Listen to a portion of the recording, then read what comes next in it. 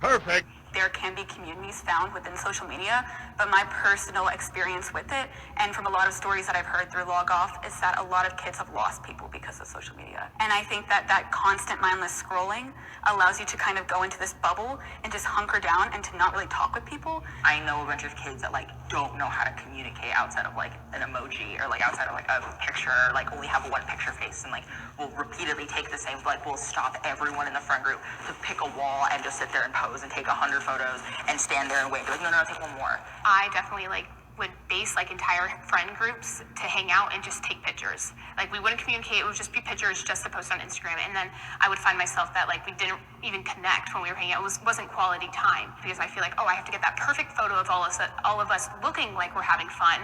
Even if we're not, I just need to get that so I can post it. After a while, you feel the pressure and everything. People hooked, and it sort of plays into their fears and frustrations. And a lot of it plays into their fears and frustrations, which lead down the road, especially susceptible to teen suicide. I was head of a department at City University of New York, and we brought 62 professors together to determine the first media literacy course. And now there are hundreds of thousands of studies, and kids are extremely vulnerable in the teenage years because that's the self-esteem years. And 66% of the young girls have low self-esteem. So what they do is they play on that. Turn it off. That's what I would say. It's hard for young people now because they're hooked. They're addicted. If you don't think you're addicted, and I'm talking about anyone, from the highest to the lowest, if you don't think you're addicted, then see if you can turn it off for a week. It got quiet in here, didn't it? Didn't it get real quiet? It's a tool. So we should use it. God has blessed us with free will. Now it's free will magnified, free will on steroids. You're free to go in any direction you want. It will allow you, and it's not the enemy.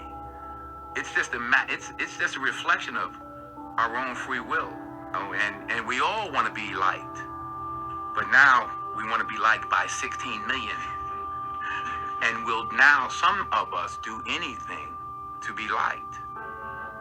We used to do anything to be liked, but it was by the person in front of you.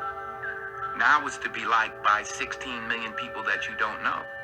We have to ask ourselves, what is the long-term, if not the short-term effect of too much information? Perfect.